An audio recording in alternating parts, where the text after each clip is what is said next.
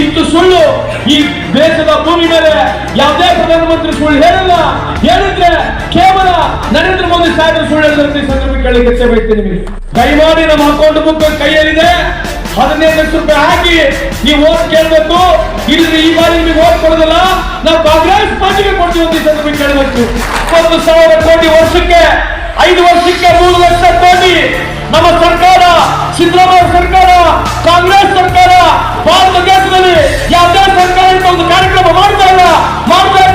ಕೇವಲ ಕಾಂಗ್ರೆಸ್ ಸರ್ಕಾರ ಈ ಸಂದರ್ಭ ಕೇಳಿದ್ದೇವೆ. ಅವರು ತಾಳಿನ ಬಂಗಾರ ತಾಳಿನ ಕಾಪಾಡ್ತಕ್ಕಂಥ ಶಕ್ತಿ ಅವರಲ್ಲಿದೆ. ನೀವು ಭಾರತಕ್ಕೆ ಪ್ರಚಾರಕ್ಕಾಗಿ ಇಂಥ ಮಾತನ್ನು ಬಳಸಕ್ಕೆ ಹೋಗ್ಕೊಳ್ಳಿ ಅಂತ ತಮ್ಮ ಈ ವೇದಿಕೆ ಮುಖಾಂತರ ಕಳಕಳಿ ಮನವಿ ಮಾಡಬೇಕು ಈ ಸಂದರ್ಭ ಕೇಳಿದೆ. 70 ವರ್ಷ ಸ್ವಾತಂತ್ರ್ಯ ಸಿಕ್ಕಾಗ ಈ ದೇಶಕ್ಕೆ ಕಾಲಕ್ಕೆ ತಪ್ಪಲಿರ್ಲಿಲ್ಲ, ನಡೆಯಕ್ಕೆ ರಸ್ತೆ ಇರಲಿಲ್ಲ, ಶಾಲೆಗಳಿಲ್ಲ, ಗುಡಿ ಇಲ್ಲ, ಗುಂಡಾರಿಲ್ಲ, ಫೋನ್ ಇಲ್ಲ, ಕರೆಂಟ್ ಇಲ್ಲ, ಬಸ್ ಇಲ್ಲ, ಸೈಕಲ್ ಇಲ್ಲ, ಕಾರ್ ಇಲ್ಲ. ಏನಿತ್ತು ದೇಶದಲ್ಲಿ? ಪ್ರಹ್ಲಾದ್ ಜೋಶಿ ಸಾಹೇಬ್ರೆ, ಯಾವ ಪ್ರಧಾನಮಂತ್ರಿ ಬಗ್ಗೆ ನೀವು ಬಹಳ ದೊಡ್ಡ ದೊಡ್ಡ ಭಾಷಣ ಮಾಡ್ತೀರಿ.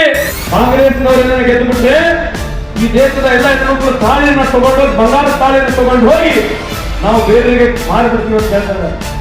ನಾಚಿಕೆ ಆಗ ಪ್ರಧಾನಮಂತ್ರಿ ಇವತ್ತು 10 ವರ್ಷದಿಂದ ಇವರೇ ಹೇಳ್ತಾರೆ ಹಿಂದೂ ಸಮಾಜ ಬಹಳ ತೊಂದರೆ ಇದೆ. 70 ವರ್ಷ ಕಾಂಗ್ರೆಸ್ ಕಾರ್ಯಕ್ರಮದಲ್ಲಿ ಹಿಂದೂ ಆರಾಮಾಗಿದ್ರು, ಇವ್ರು ಬಂದ ಶುರುವಾಗಿದೆ.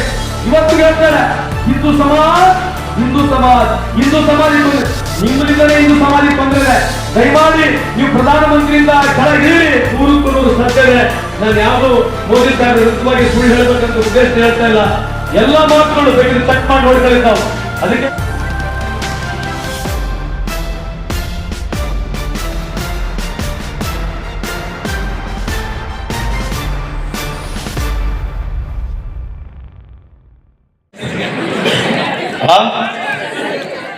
ಯಾಕೆ ಜೋಶ್ ಇದ್ದಂಗಿಲ್ಲ ಆಯ್ತಾ? ಕ್ಯಾಮ ಬಿರಿಯಾನಿ ಗಿರಿಯಾನಿ ಪಕ್ಕ ಕೈಗೆ ನಾವು ಗರ್ಮ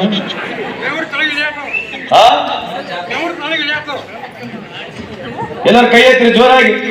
ಬೋಲೋ ಭಾರತ್ ಮಾತಾ ಕಿ. ಏನ್ ಕೇಳಿಸೋಲ್ಲ ಸರಿ. ಬೋಲೋ ಭಾರತ್ ಮಾತಾ ಕಿ.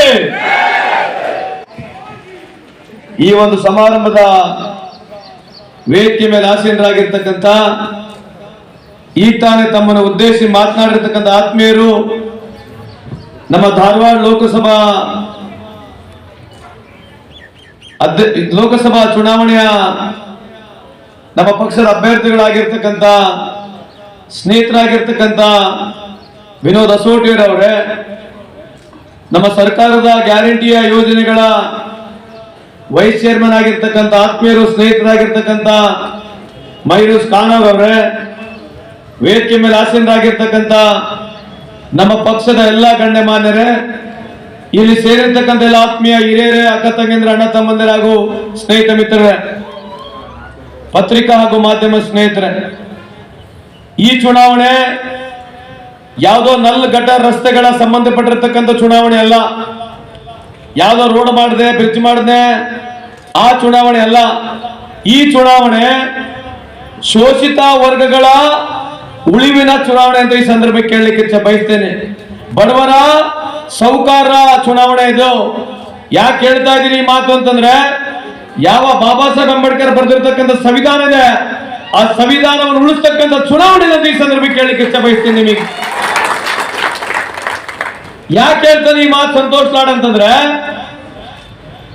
ಬಿಜೆಪಿಯವರು ಬರ್ತಾರೆ, ಪ್ರಹ್ಲಾದ್ ಜೋಶಿ ಸಾಹೇಬರು ಕೂಡ ಇಲ್ಲಿ ಬಂದೋಗಿದ್ದಾರೆ. ಅವ್ರು ಮಾತನಾಡ್ತಕ್ಕಂಥ ಮಾತನ್ನ ಗಮನಿಸ್ಕೊಂಡು ನೋಡಿದ್ದಾವು.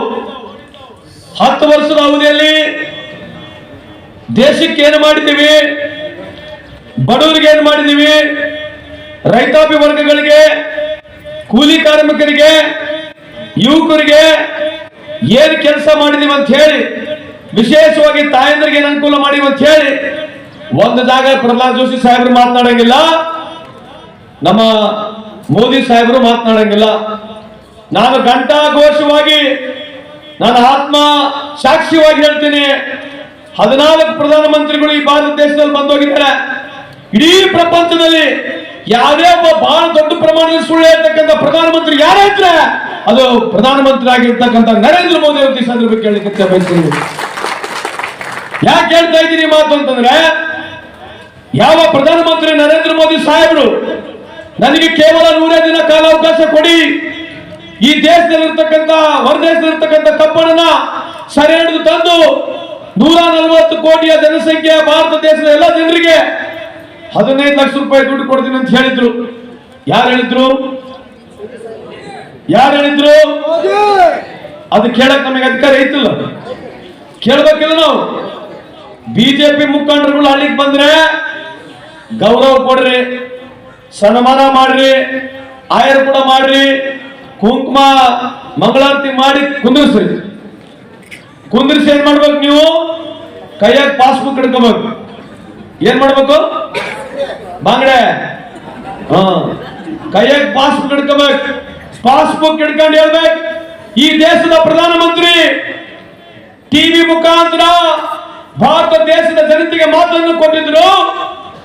ಗೆದ್ದು 100 ದಿನದಲ್ಲಿ ಎಲ್ಲರ ಬಡವರ ಅಕೌಂಟಿಗೆ 15 ಲಕ್ಷ ರೂಪಾಯಿ ಹಾಕ್ತೀವಿ ಅಂತ ಹೇಳಿದ್ರು.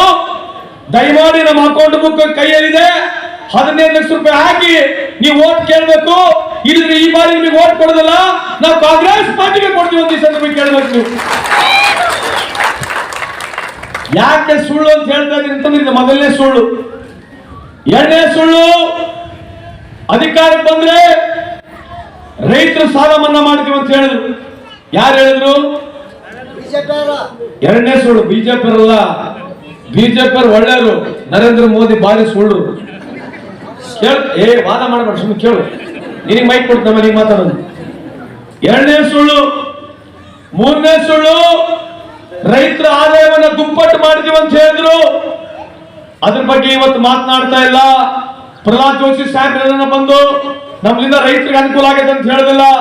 ಯಾವ ರೈತರಿಗೆ ಕಿಸಾನ್ ನಿಧಿ ಕೊಡ್ತಾ ಇದಾರೆ, ನಿಮ್ದೇ ಗೊಬ್ಬರ, ನಿಮ್ದೇ ಬೀಜ, ನಿಮ್ದೇ ಫರ್ಟಿಲೈಸರ್ಸ್, ನಿಮ್ದೇ ಯೂರಿಯಾ, ಜಾಸ್ತಿ ದುಡ್ಡು ನಾವೇನು ಸಬ್ಸಿಡಿ ಕೊಡ್ತಾ ಇದೀವಲ್ಲ, ಆ ಸಬ್ಸಿಡಿ ಕಮ್ಮಿ ಮಾಡಿ ನಿಮ್ ದುಡ್ಡೇ ಜಾಸ್ತಿ ತಗೊಂಡು ಪುನಃ ನಿಮ್ಮ ಅಕೌಂಟ್ಗೆ 2,000 ರೂಪಾಯಿ ಹಾಕ್ತಿದ್ದಾರೆ. ಇದು 4ನೇ ಸುಳ್ಳು. 5ನೇ ಸುಳ್ಳು, ಇಡೀ ಭಾರತ ದೇಶದಲ್ಲಿರ್ತಕ್ಕಂಥ ಎಲ್ಲ ನದಿಗಳನ್ನ ಜೋಡಣೆಗೆ ಮಾಡ್ಬಿಡ್ತೀವಿ ಅಂತ ಹೇಳಿರ್ತಕ್ಕಂಥದ್ದು 5ನೇ ಸುಳ್ಳು. 6ನೇ ಸುಳ್ಳು, ಏನಲ್ಲಿ ಗಂಗಾ ನದಿ ಇದೆ, ಸಂಪೂರ್ಣ ಗಂಗಾ ನದಿನ ಸ್ವಚ್ಛಗೊಳಿಸ್ತೀವಿ ಅಂತ ಹೇಳಿ ಸಾವಿರಾರು ಕೋಟಿ ಹಗರಣ ಆಗಿದೆ. ಇನ್ನಾದ್ರೂ ಗಂಗಾ ನದಿ ಹಂಗೆ ಹೊಲಸಾಗಿದೆ, ಇನ್ನಾದ್ರೂ ಕ್ಲಿಯರ್ ಆಗಿಲ್ಲ. ಎಲ್ಲರಿಗಿಂತ ಹೆಚ್ಚಾಗಿ ವರ್ಷಕ್ಕೆ ಯುವಕರಿಗೆ 2 ಕೋಟಿ ಕೆಲಸ, 10 ವರ್ಷಕ್ಕೆ 20 ಕೋಟಿ ಕೆಲಸ ಸಿಗಬೇಕಾಗಿತ್ತು. ಅದನ್ನು ಒಂದು ಸುಳ್ಳು. 100 ಸ್ಮಾರ್ಟ್ ಸಿಟಿಗಳನ್ನ ಮಾಡ್ತೀವಿ, 100 ಹೊಸ ಸ್ಮಾರ್ಟ್ ಸಿಟಿಗಳನ್ನ ಮಾಡ್ತೀವಿ, ಬುಲೆಟ್ ಟ್ರೈನ್ಗಳನ್ನ ಬಿಡ್ತೀವಿ. ಯಾರು ಹೇಳಿದ್ದು? ಇಷ್ಟು ಸುಳ್ಳು ಯಾರನ್ನ ಪ್ರಧಾನಮಂತ್ರಿ ಹೇಳಿದಾರ? ಇದು ಬರೀ ಟ್ರೈಲರ್. ಇದು ನಾನು ಹೇಳಿದ ಸುಳ್ಳಿನ ಟ್ರೈಲರ್ ಇದೆ.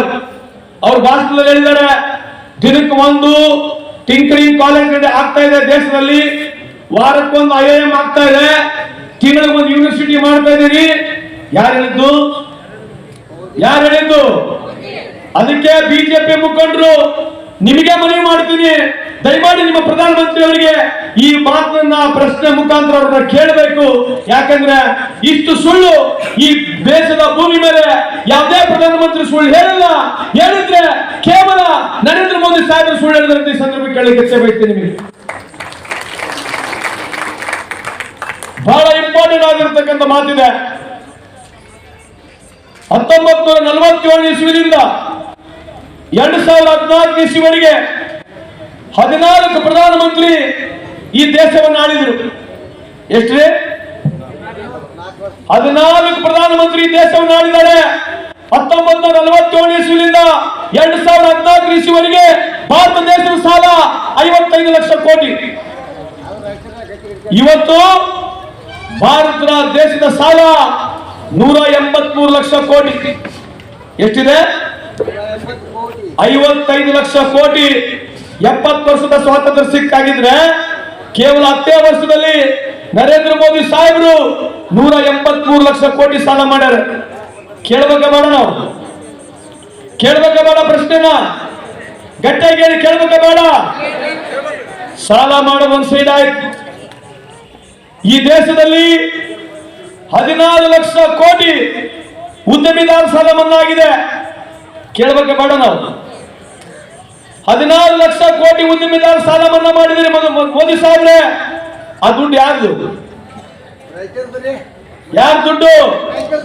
ನಾವು ಬೀಡಿ, ಸಿಗರೇಟು, ಹಾಲು, ಅನ್ನ, ತುಪ್ಪ, ಮೊಸರು, ರೈತೋಪಿಗಿರ್ತಕ್ಕಂಥ ಯಂತ್ರಗಳು ನಾವೇನು ಖರೀದಿ ಮಾಡ್ತೀವಿ ಎಲ್ಲ GST ಎಲ್ಲಿ ಹೋಗುತ್ತೆ?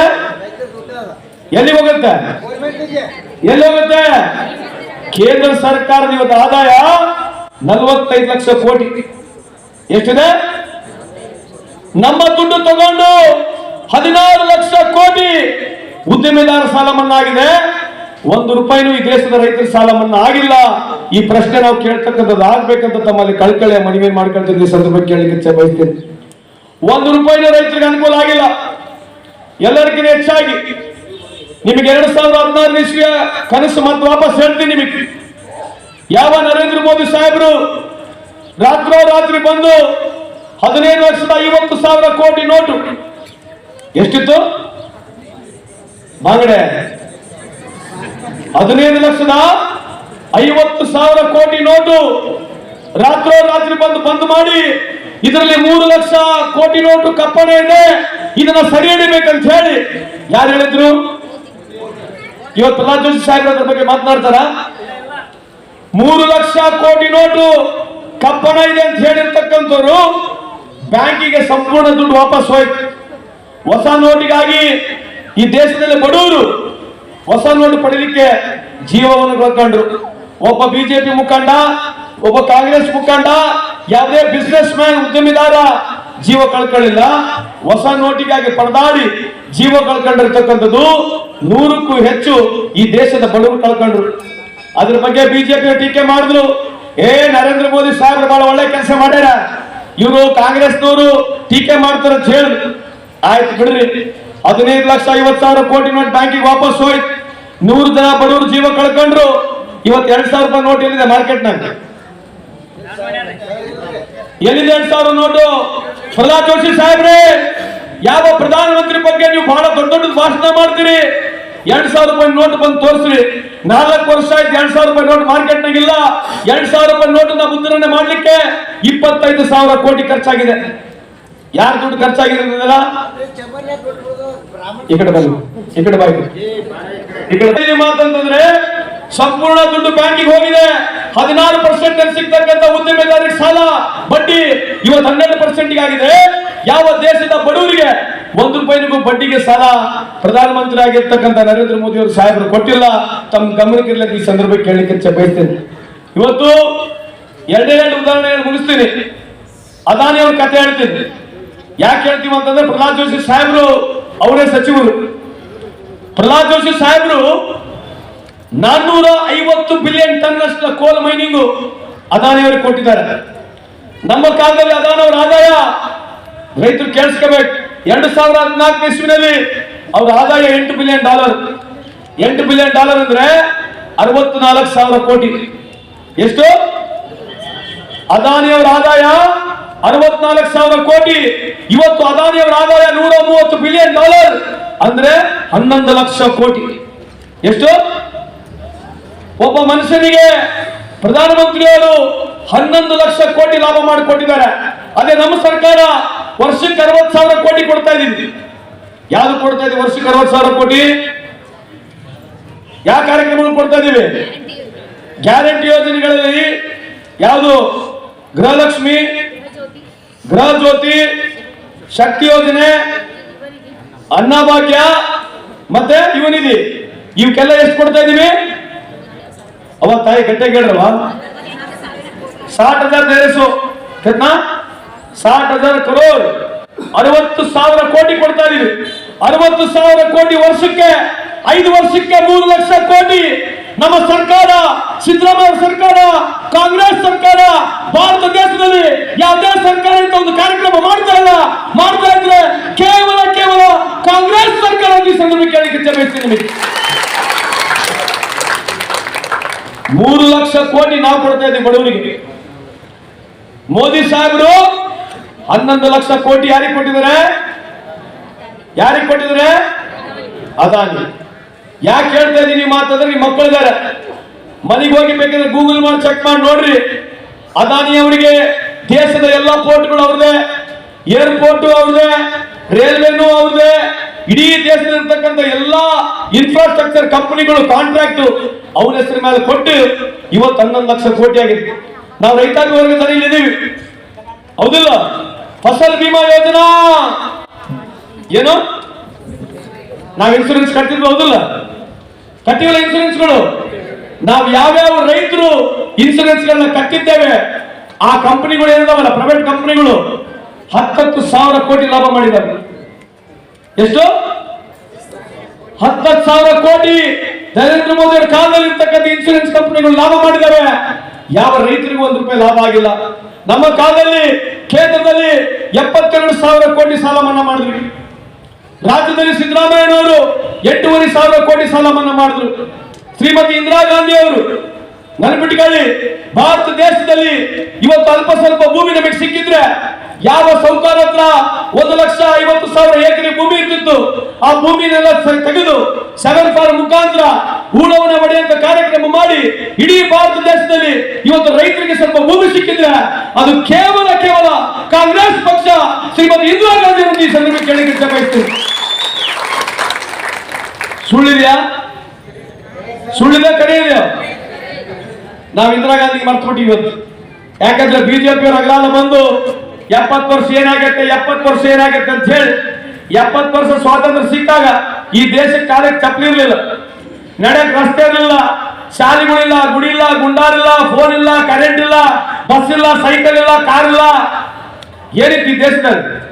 ಕೂಡ ಊಟಕ್ಕೆ ಗತಿ ಇರತಕ್ಕಂಥ ದೇಶ ಬ್ರಿಟಿಷ್ ಅವರು ಬಿಟ್ಟಾಗ ಅಲ್ಲಿಂದ ಇಲ್ಲಿವರೆಗೆ ಯಾವ ಪ್ರಧಾನಮಂತ್ರಿ 2014 ಇಸ್ವಿ ನರೇಂದ್ರ ಮೋದಿ ಆದ್ರೂ ನಮ್ಮ ವಹಿವಾಟು 2,20,000 ಕೋಟಿ ಮುಗಿಸ್ಕೊಟ್ಟಿದ್ವಿ. ಇದನ್ನೆಲ್ಲ ಜಾಸ್ತಿ ಹೇಳ್ಕೊಂತ ಹೋಗ್ಬೋದು, ಅದನ್ನ ನಾನು ಸಂಕ್ಷಿಪ್ತವಾಗಿ ಮಾತನಾಡಲಿಕ್ಕೆ ಇಚ್ಛೆ ಬಯಸ್ತೀನಿ. ದಯಮಾಡಿ ಇಲ್ಲಿ ಸೇರಿರ್ತಕ್ಕಂಥ ವಿಶೇಷವಾದ ಮುಖಂಡರುಗಳು ತಾವಿಲ್ಲಿ ಸೇರಿದ್ದೀರಿ.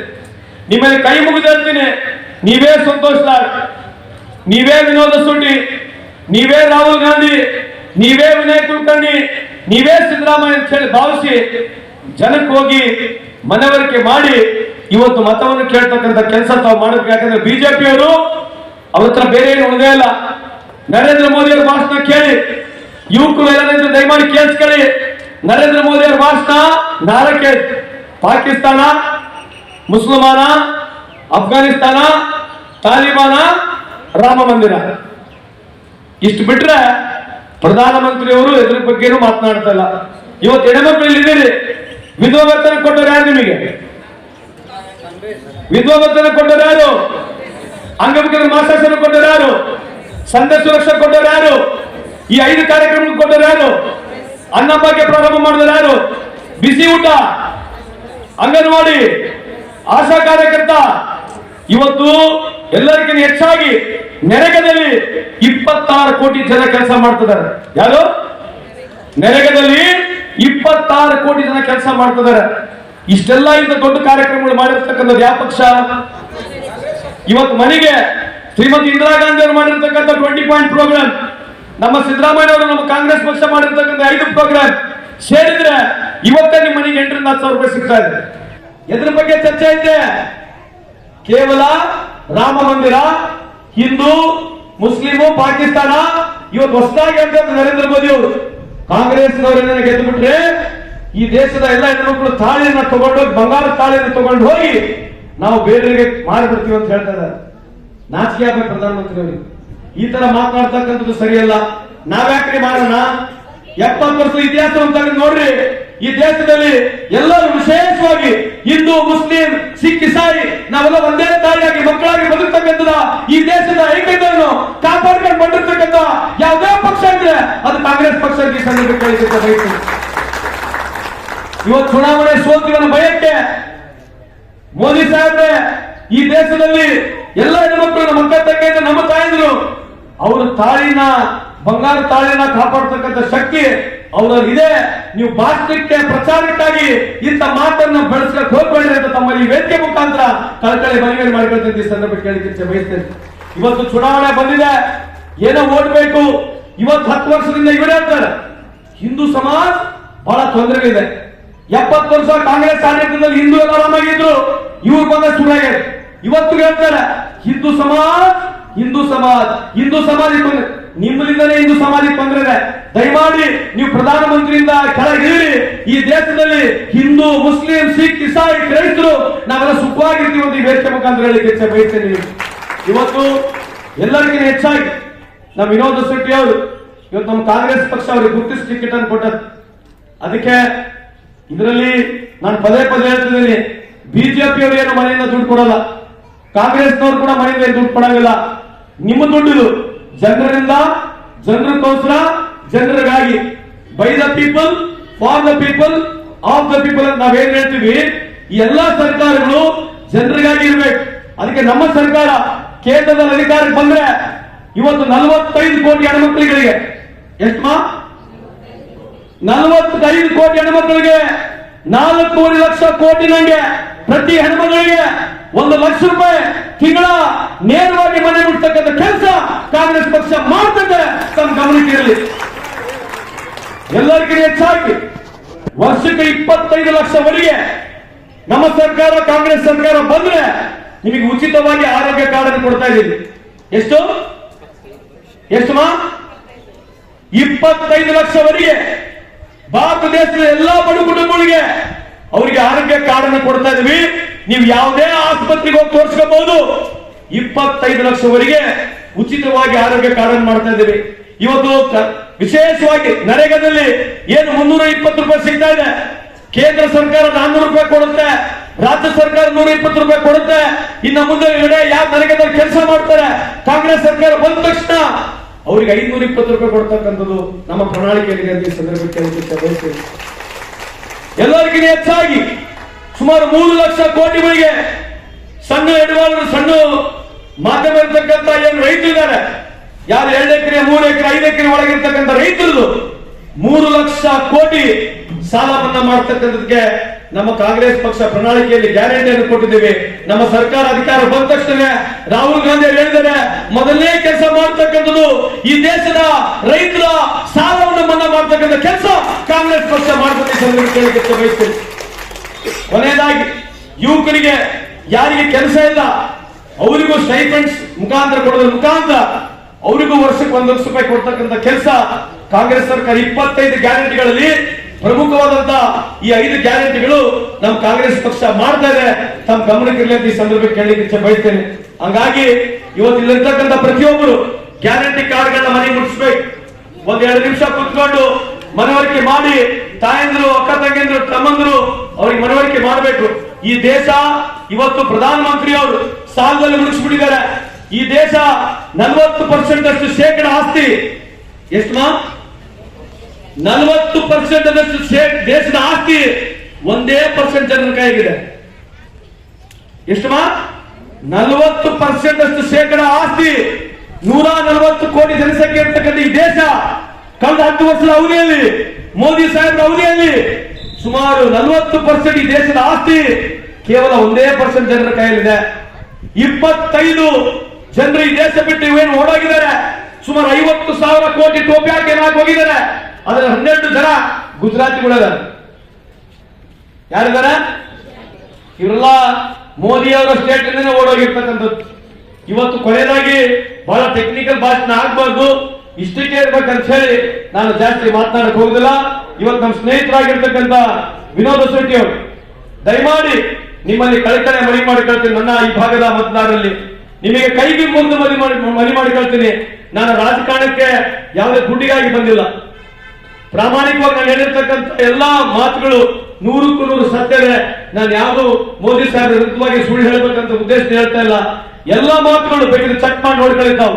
ಅದಕ್ಕೆ ಇವತ್ತು ಈ ದೇಶದ ಇತಿಹಾಸ ನೋಡಿದಾಗ ಬಡವರ ಪರವಾಗಿ ಯಾವುದೇ ಒಂದು ಪಕ್ಷ ಇದ್ರೆ ಅದು ಕೇವಲ ಕಾಂಗ್ರೆಸ್ ಪಕ್ಷ ಮಾತ್ರ. ತಮ್ಮ ಗಮನಕ್ಕೆ ಅಂತ ಈ ಸಂದರ್ಭಕ್ಕೆ ಕೇಳಲಿಕ್ಕೆ ಬಯಸ್ತೇನೆ.